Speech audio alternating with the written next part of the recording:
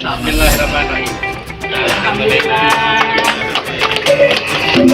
Rumah singgah atau Rumah Perlindungan Sosial Dinas Sosial Kabupaten Semarang yang berada di Kelurahan Kranggan Ambarawa, Senin pagi diresmikan Bupati Semarang Ngesti Nugraha, yang juga dihadiri Kepala Dinas Sosial Provinsi Jawa Tengah, anggota DPRD Kabupaten Semarang, jajaran SKPD, OPD, TNI, Polri, Forkopimcam, serta Tenaga Kesejahteraan Sosial Kecamatan atau TKSK. Dalam kesempatan yang sama, juga sekaligus di-launching penggunaan mobil operasional penanganan warga penyandang masalah sosial yang akan mendukung operasional Rumah Perlindungan Sosial. Rumah Perlindungan Sosial ini sendiri dilengkapi 4 ruang isolasi ODGJ tingkat gangguan berat dan 1 ruangan ODGJ ringan. Selain itu, juga dilengkapi shelter atau ruang penanganan lansia, anak-anak terlantar, dan penyandang disabilitas. Total kapasitas tampung selain di aula shelter ada sebanyak 18 tempat tidur.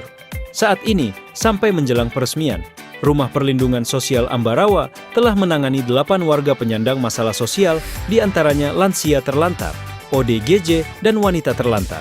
Mereka berasal dari Tangerang, Pemalang, Banten, dan Temanggung. Sesuai SOP atau Standar Operasional Prosedur, warga penyandang masalah sosial hanya transit di RPS maksimal 7 kali 24 jam.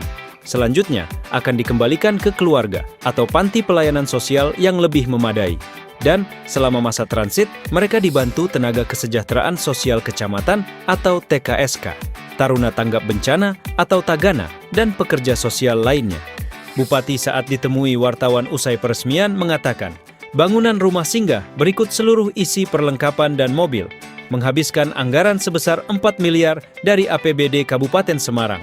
Sarana pelayanan ini sangat penting mengingat kasus pelayanan sosial ditangani Dinas Sosial setiap tahun selalu meningkat. Jadi kami pemerintah daerah berupaya secara bertahap untuk memberikan layanan kepada masyarakat kita. Di antaranya yang kita resmikan hari ini yaitu Rumah Singgah Kabupaten Semarang dengan anggaran totalnya sekitar 4 miliar rupiah. Karena tahun 2024 ini sudah ada sekitar 162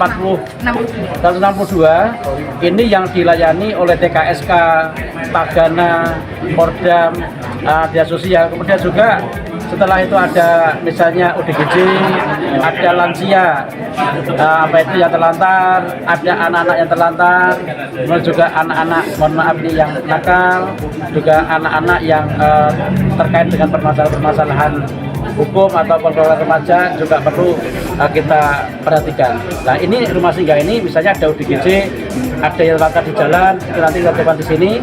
Kemudian nanti artinya dari mana? Misalnya dari Kabupaten A, kita komunikasikan ke sana. Ada juga misalnya tidak punya kartu identitas, kita komunikasi dengan Dinas Sosial Provinsi Jawa Tengah. Nanti kita carikan solusi. Sifatnya ini untuk transit. Dan ini belum kita resmikan aja sudah ada 8 yang ditangani oleh teman-teman TKSK, Tagana, Pordam di bawah Dinas Sosial. Di tahun 2024, jumlah kasus pelayanan sosial yang ditangani sebanyak 162 orang. Di antaranya ada ODGJ, lansia terlantar, anak-anak terlantar, anak-anak nakal, orang hilang, dan anak-anak yang terkait masalah hukum atau masalah keluarga. Ngesti Nugraha menambahkan, prosedur penanganan di rumah singgah tentunya orang-orang yang memerlukan pelayanan sosial karena terlantar dapat ditampung sementara. Selanjutnya, dilakukan upaya mempertemukan dengan keluarganya.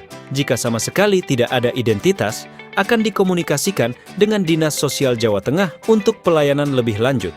Dari Kabupaten Semarang, Is Hartoko melaporkan.